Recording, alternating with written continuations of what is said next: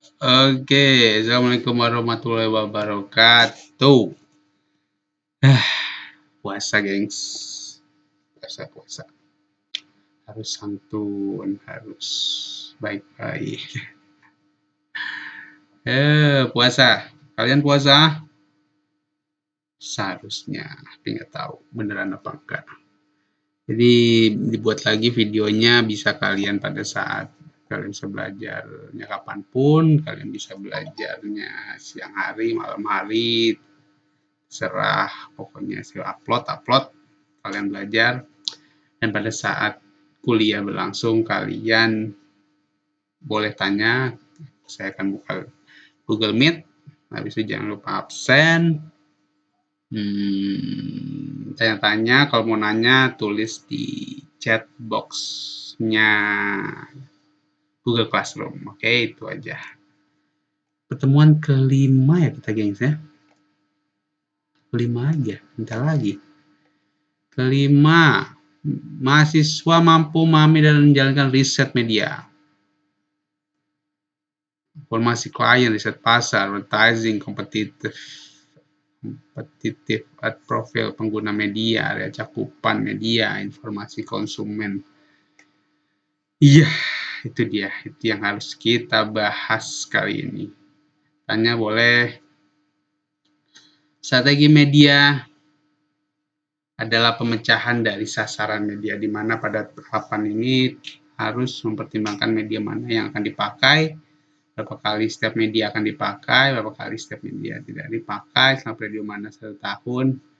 Nah, ini makanya riset. Riset adalah strategi biar kalian nggak boncos. Boncos itu apa ya? Boncos itu kalian udah jor-joran nih ngeluarin uang. Kalian udah jor-joran luangkan waktu, tenaga, tapi nggak sesuai ekspektasi. Nah, disitulah diperlukan sebuah strategi dan riset-riset.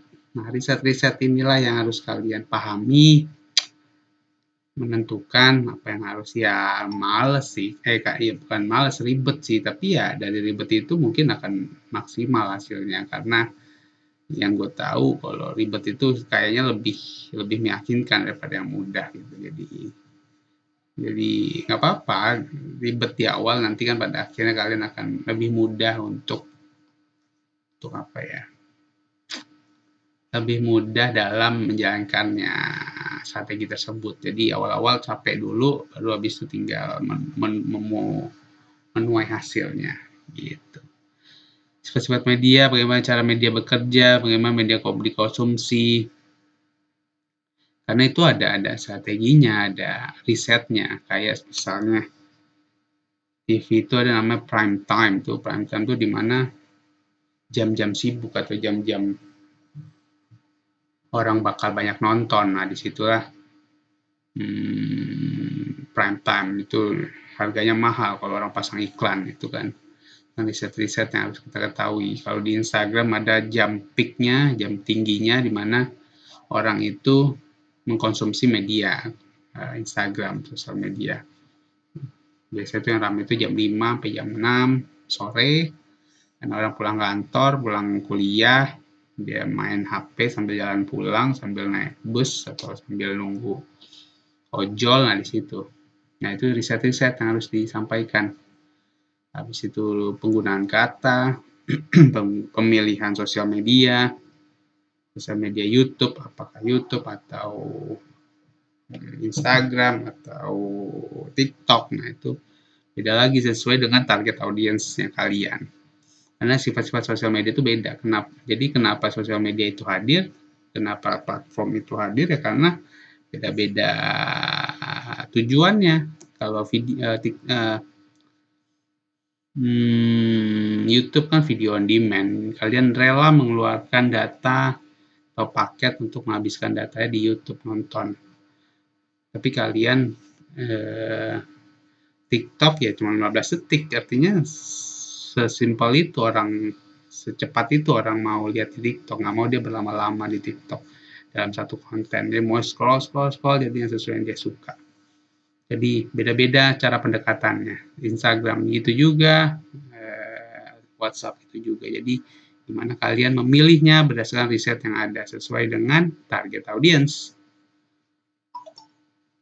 Ini ada macam-macam.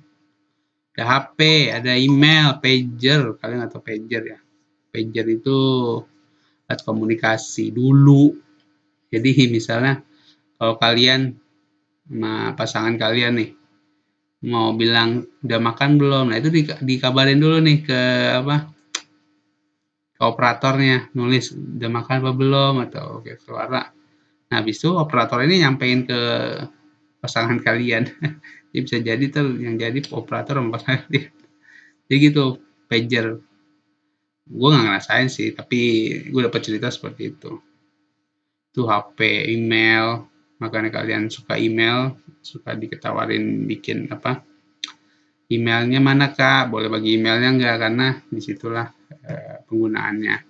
Radio, televisi, itu semua punya keunggulan. Televisi ya banyak sekali, apalagi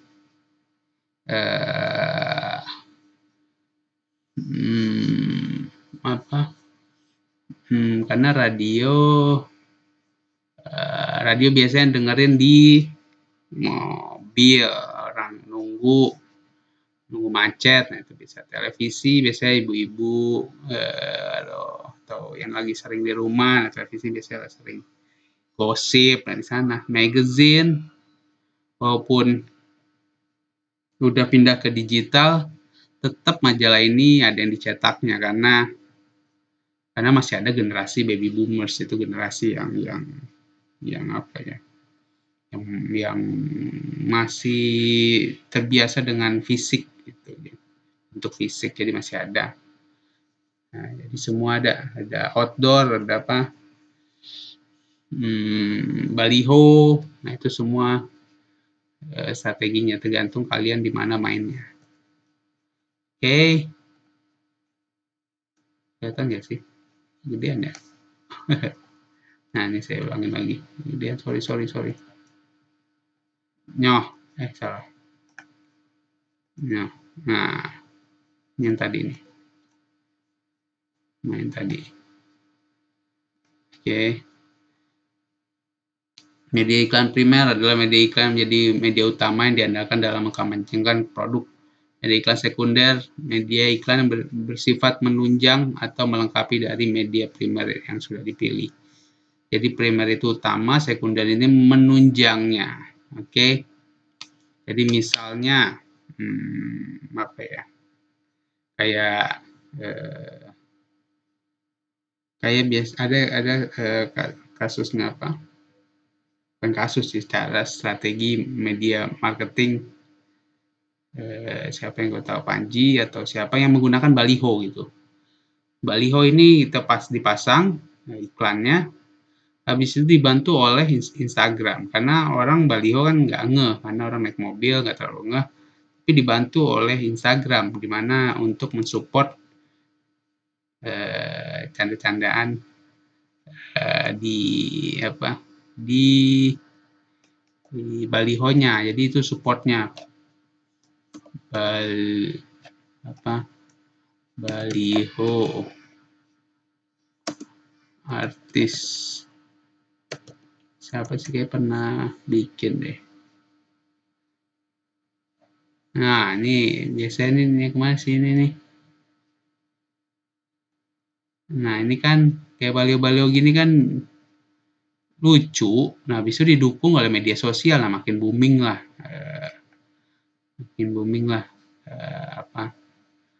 Blackpink pernah jajan di sini, Lee Min Ho belum pernah makan di sini. Itu kan yang begini-gini yang didukung oleh sosial media gitu. Habis itu ada kemarin siapa? Ini si Arif Muhammad bikin layaknya pengen mencalonkan jadi pemerintahan kepala daerah. Tapi dia di balik itu dia ada jualan, taunya kan itu salah satu cara buat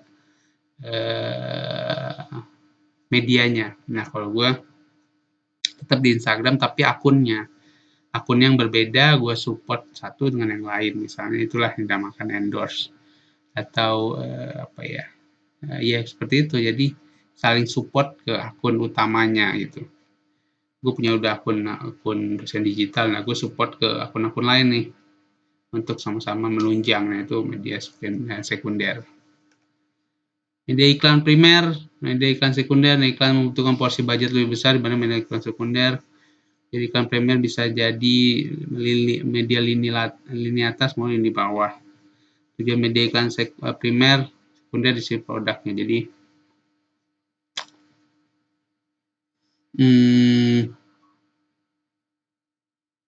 ada apa ya? Ada contoh penjualan yang primer dan sekunder. Contoh itu yang gue dapat pernah nonton film.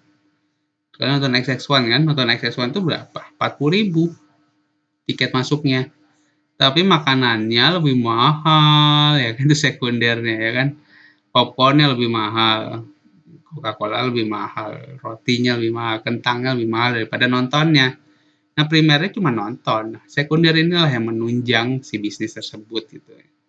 Nah, iklan-iklannya yang dipakai ya di sana. Jadi pakai platform-platform yang ya nontonnya murah tapi jajannya mahal gitu. Itu kan strategi juga. Bauran media iklan istilah digunakan untuk mengkomunikasikan berbagai media periklanan mendapat lebih efektif.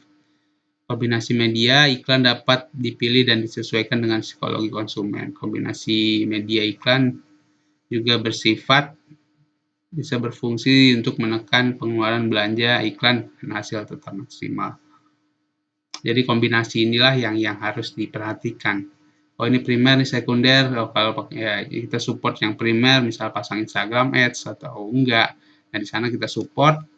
Habis itu udah dapet trafficnya, baru kita alihkan ke yang kecil. Misalnya kayak gue ini kan dosen digital, gue support terus ke sana Instagram Ads biar orang tuh trafficnya tinggi ke sana. Nah, habis itu gue cantumin atau setiap gue bikin konten gue ngarahin ke sebuah produk yang misalnya gue jualin atau jualan gue, nah ke sana larinya. Jadi dari traffic ini satu kekumpul biar orang masuk ke dosen digital, habis itu ke akun yang lain atau platform yang lain. Nah, itu kan salah satu bauran media atau biasa disebutnya omni channel. Omni channel itu banyak sekali, omni itu banyak.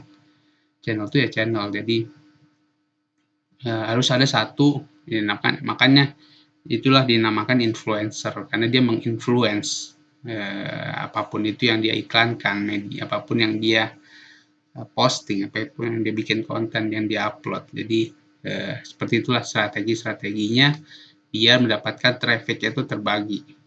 Oke. Iklan lini atas, perusahaan biro iklan media cetak, televisi, outdoor, bioskop. Nah, ini above the line, dalam bahasa gaulnya above the line. Media iklan lini atas. Jadi contohnya itu media cetak, televisi, radio, outdoor. Oke. Gitu.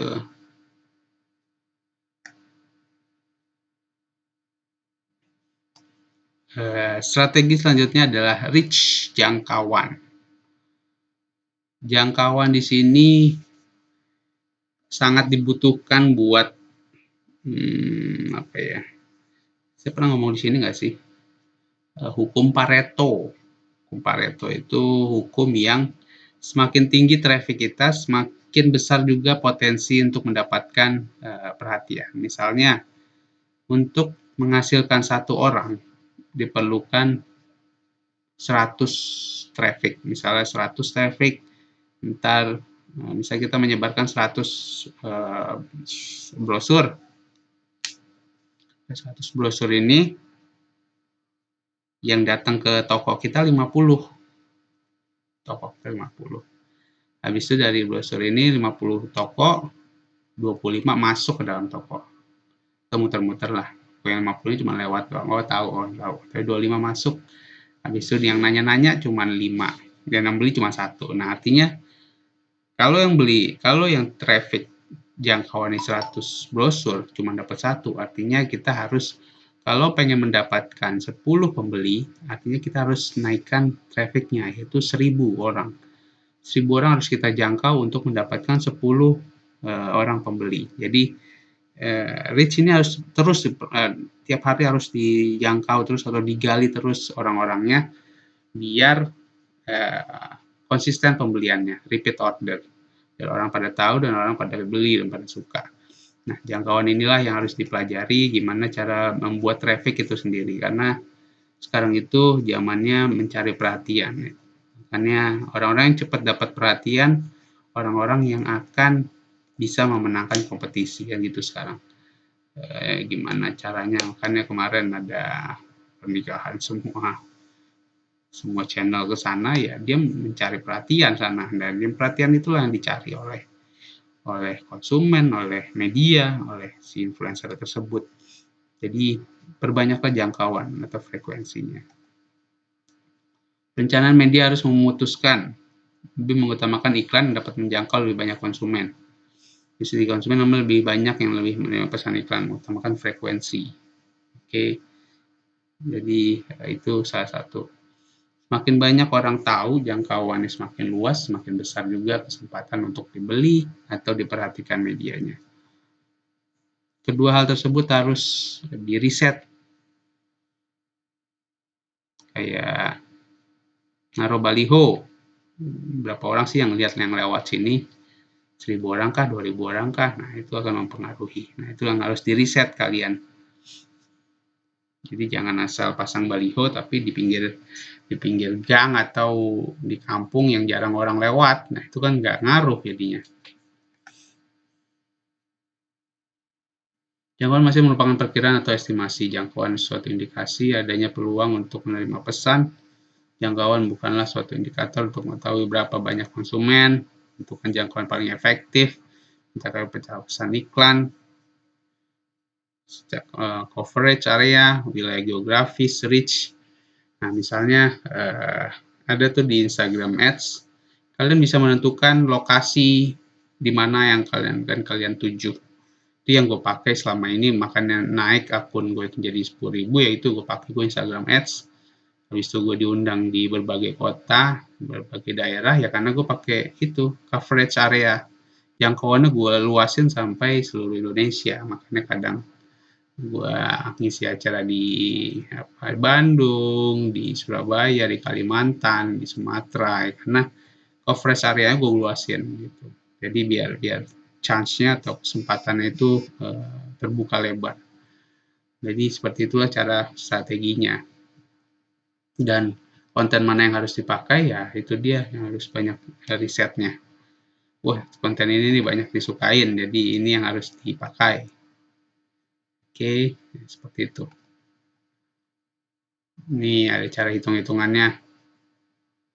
Rating program. Tuh, hitung. Target jangkauan. Yang pertama tidak terlalu tertarik dengan jangkau seluruh audiens dari kendaraan media. Jadi target audiens, targeted reach.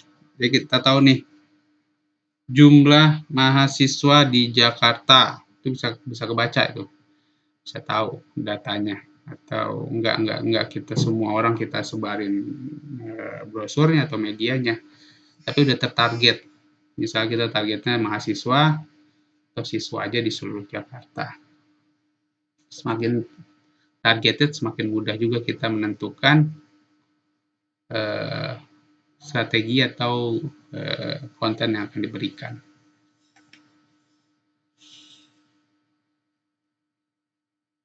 Nah, ini misalnya minyak pelumas oli. Untuk kendaraan bermotor roda 4 ingin masuk produk suatu kota dengan target konsumen para pemilik kendaraan bermotor roda 4 yang ada di kota tersebut. Jadi yang punya roda 4 aja, roda 2 ngapain diiklanin gitu. Jadi targeted. Nah, perusahaan kemudian memasang iklan pada surat kabar setempat yang memiliki jangkauan 400.000 rumah tangga di kota tersebut. Ternyata hanya 100.000 pelanggan surat kabar itu memiliki kendaraan roda 4. Nah, seperti inilah cara menghitungnya, jangkauan 25%. Jadi dalam satu area itu cuma bisa 25% yang akan terjaring oleh media tersebut. Nah, itu kan lebih mudah kita. Nah, worth it nggak dengan kita membayar sebuah media atau membuat sebuah konten dengan rasio yang 25% ini. Potensi pasarnya 25%. Balik worth it nggak, balik modal nggak kita. Jadi di situ cara menentukannya, analisa. Target reach. Jadi walaupun memasang iklan bayar untuk keseluruhan pelanggan sebagai kabar, namun karena hanya seperempat yang menjadi target audience, dan di sini disebut boncos tadi, pemborosan media. Kalian harus strateginya tepat dulu. Itu biasanya pakai analisa SWOT, case strength, weakness, opportunity, dan threat. Nah, itu ntar akan ketahuan strategi apa aja yang bisa dipakai. Oke, kayaknya cukup dulu sudah materinya. Sisanya tanya-tanya lagi. Perencanaan media, riset. Jadi kesimpulannya adalah jangan asal bikin media. Bukannya nggak laku, bukannya nggak ada yang lihat, tapi salah sasaran. Oke, itu dia pesannya. Oke, makasih banyak. Assalamualaikum warahmatullahi wabarakatuh. Makasih, gengs. Jangan lupa absen dan tanya pertanyaan tulis di Google Classroom.